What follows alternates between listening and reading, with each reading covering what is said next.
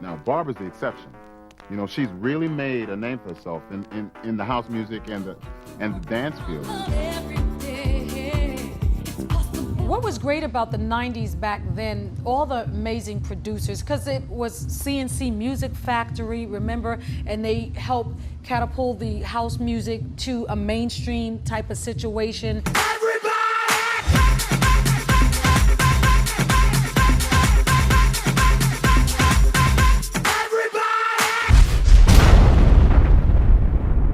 My musical background, this was a fluke because I never wanted to be a singer.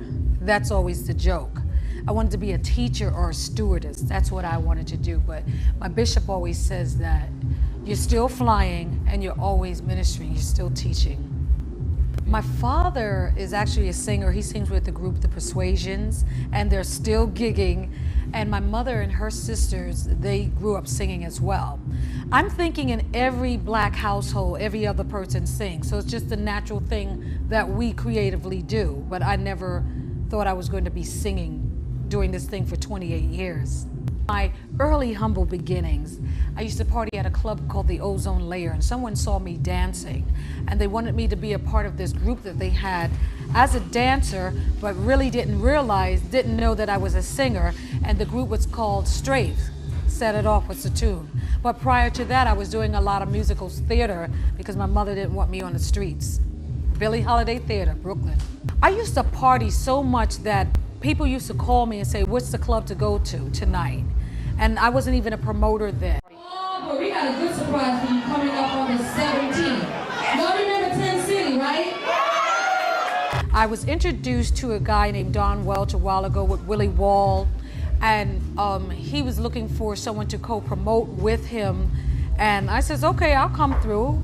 My side of that, though, was more of, I knew all the dancers because I came up dancing and choreographing. I choreographed the first Club Music Awards show in 1992. I danced with Delight. I danced with Shannon. I danced with Deborah Cooper for CNC. So I did a lot of dancing back then, but the people didn't know that I sang yet because I was just singing pretty much in church or just around, you know, the house.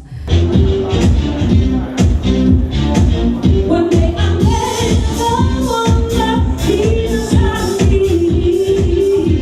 He was the only one. But after that, the scene just really grew up because he said we need to do something on a Wednesday that supports the house music scene. You have R&B and hip hop who they support their scenes, but there was no place Wednesdays that artists could come. Artists can come and perform, dancers can dance, and people can just party in a very relaxed atmosphere. It's not to say that that never happened, but at that season, it wasn't happening. Your first big break? I didn't get it yet, I don't know. My first big break, I don't know.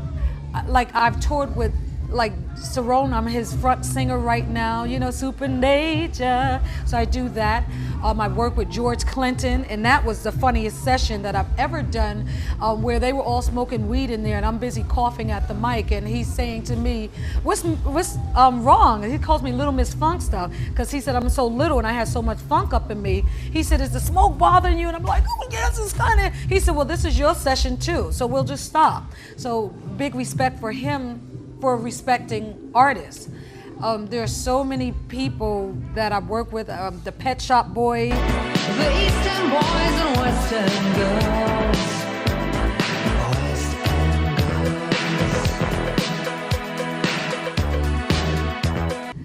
I don't know if they're called breaks. It just seems like things just connect. They see you in something, then next thing they want to perform with you in another situation. Even Moby, working with him. So there are so many things. I'm trying to think, where's the big 1985.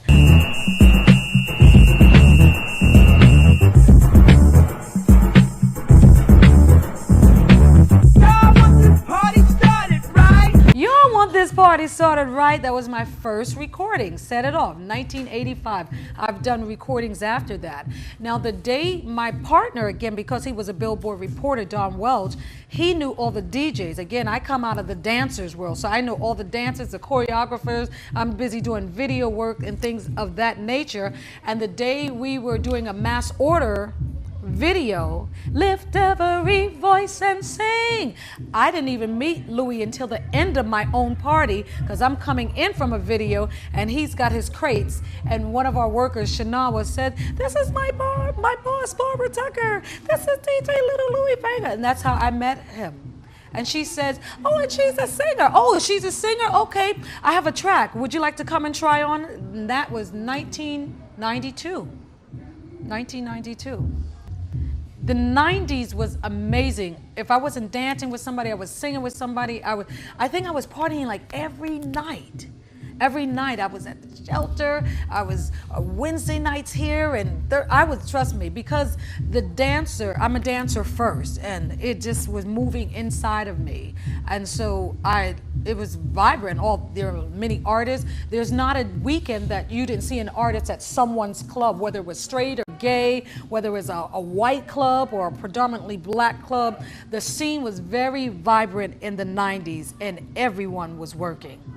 What was great about the 90s back then, all the amazing producers, because it was CNC Music Factory, remember, and they helped catapult the house music to a mainstream type of situation, so that was amazing. You had managers who were working a lot with artists. There were booking agencies that kept it flourishing as well, and you had amazing singers too. And a lot of the house artists were more of show performers then. Today, I don't really see show performers in house artists. They stand there with the mic, they sing, a lot of them sing, they're behind all, but I don't know what happened. We lost something. You know, the choreographers coming and working with the artists, the people coming and giving them costumes and stuff, something's missing. And I'm thinking, is this why people don't pay attention so much to house scene also right now? Okay, so I could go on about that because I see it. I see it in the spirit, how things transform. You know, I'll never forget Bootsy Collins saying to me once when I heard a group, Incognita, "Oh, they're so funky, Brand New Heavies, they're so funky." They laughed me off that bus. I was on tour with Bootsy Collins, Kid Funkadelic, and they said, "Barbara Ann, that's not funk." And right there I realized that we can all say the word funk, but we interpret it different, and we have different levels of soul. So maybe another culture, Asian or Caucasian, maybe they have soul, but they don't have our level of soul. They don't feel it like we do. We dance pelvic. We're from Africa. We're pelvic-y dancers first. We're not here. We're not here. We're more pelvic-y dancers. We come from Africa. Hi everybody, this is your girl Barbara Tucker, and you are checking out In the Soul.